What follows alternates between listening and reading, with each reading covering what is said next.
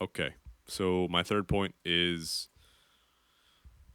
believers cannot seem to agree on how the Bible is meant to be interpreted. Admittedly, I haven't read the whole Bible. I haven't read most of the Bible, actually.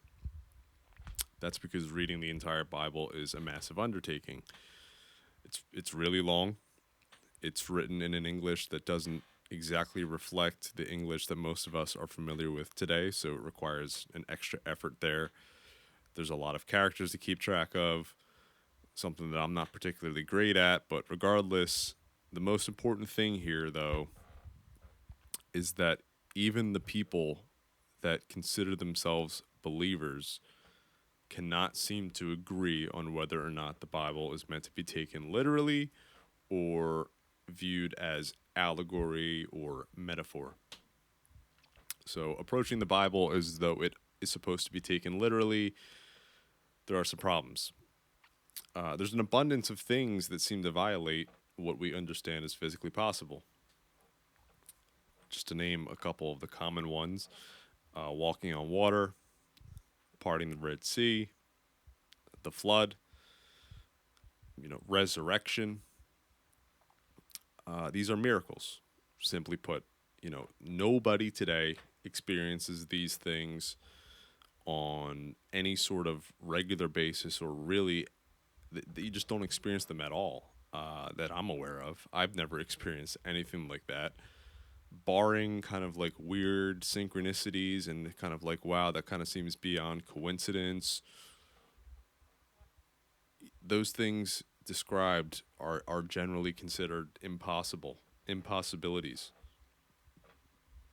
So to me, that is a significant barrier in accepting the Bible as something to be taken literally. But on the other hand, you have viewing it as an allegory or metaphorically. The problem there is it seems like it would be more susceptible to falling apart due to ambiguity or inconclusiveness, because essentially two people look at the same passage of text and they might extract different meanings of it. Well, how are you supposed to determine who's right and who's wrong there? Like if I listen to a song that has vague lyrics behind it, and the author kind of, or rather the lyricist or the songwriter states that, oh, I didn't really mean anything by it, or it's for the listener to interpret. Well, then it's like, okay, I interpret it differently from another person. I could be just as right as they are.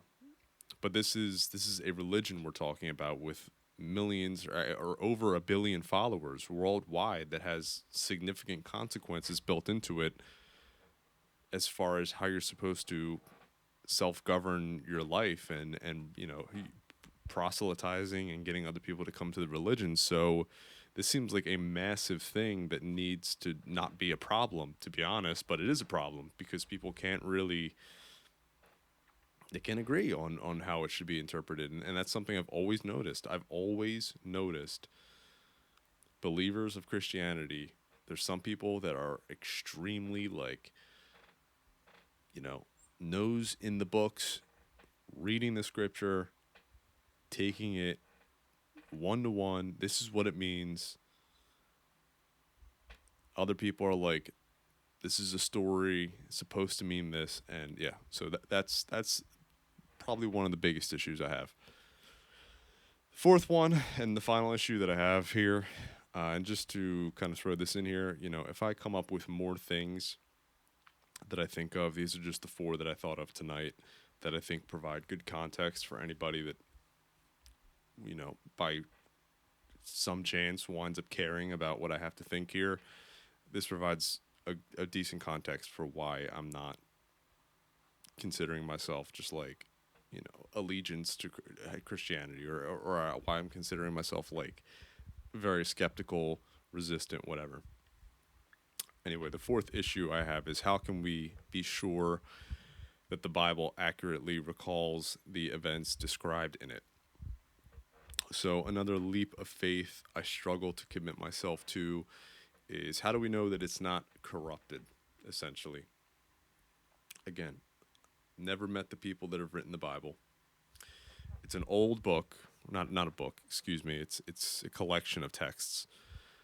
But a little bit of research that I did earlier kind of indicates to me that even within biblical scholars or whatever, there is debate as far as when the Bible was compiled. But regardless, these texts are over 1,000 years old for sure, supposedly, almost 2,000 years old, and were initially written in a different language. They're written by men. Again, men that I've never met before. Sure, there may be some historical evidence, but where these texts were collected from, or maybe the regions they describe, I haven't been to these places physically, and honestly, most people haven't either. So how can they just kind of believe? Just believe. There is no examination of their beliefs. It's just kind of, I'm just going to believe this because, going back to the first point, uh, if I don't have faith, I'm going to go to hell. And I need answers. Huge problem to me. So there's multiple layers that can lead to inaccuracies or discrepancies from these actual events, assuming they're literal. And that's another big issue that I have with the Bible. So again, to reiterate last time, how do we know the Bible accurately recalls the events described in it? Along the way, as it was translated from one language to another, and then updated to be more understandable by just by the common layperson as English evolved into what it is today versus what it was then. How do we know that it wasn't tampered with by institutions or people that wanted to influence society in a negative way? So that about sums this video up. I don't really have much more to say here. Definitely got to work on using less filler words when I talk. It's one thing that I noticed I do when I listen to these. I don't notice it when I'm doing it in regular conversation, but listening to myself, it definitely becomes apparent. So I think for a listener's sake, that's something I'm going to try to work on. But regardless, if anyone is listening here, I'm open to conversation on these things. But it's going to be pretty hard to convince me of these. I've done a lot of inquiry, independent kind of research, and looking around to try to find people that can answer these things, Christians specifically that address these things, and I've never really found people that can, or answers that I deemed sufficient or suitable in order to make me commit myself to it. And just to make this kind of clear, I'm not secular, or I'm not atheist, rather. I think there is some kind of God. I just think that for me to pretend like I know his or its intentions, since I don't know if we even have a good basis for personifying God into like a gender being, but regardless, to know his intentions, to know exactly how he operates, to know the nature of God, that seems beyond human mental capabilities, or maybe beyond language expression. So I think there is a God of some kind. Maybe Christianity has something to do with that in the nature of what it is, but again, very skeptical of the Bible itself.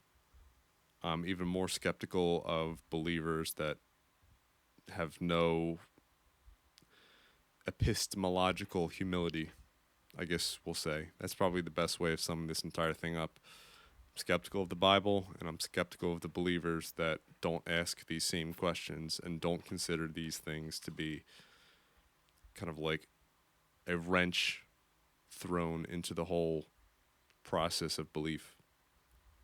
So I hope this video was coherent, for people to understand this. And if any of this resonates with you or is thought provoking, I would maybe encourage you to either share these ideas with people you know, or share the video, or like or comment and engage with me. Ultimately, the purpose is to learn and to just become more embedded and intertwined with whatever truth is. I think that's the ultimate goal. Should be the ultimate goal for most people, for everybody, I guess, rather. And that's all I have to say. So, good night.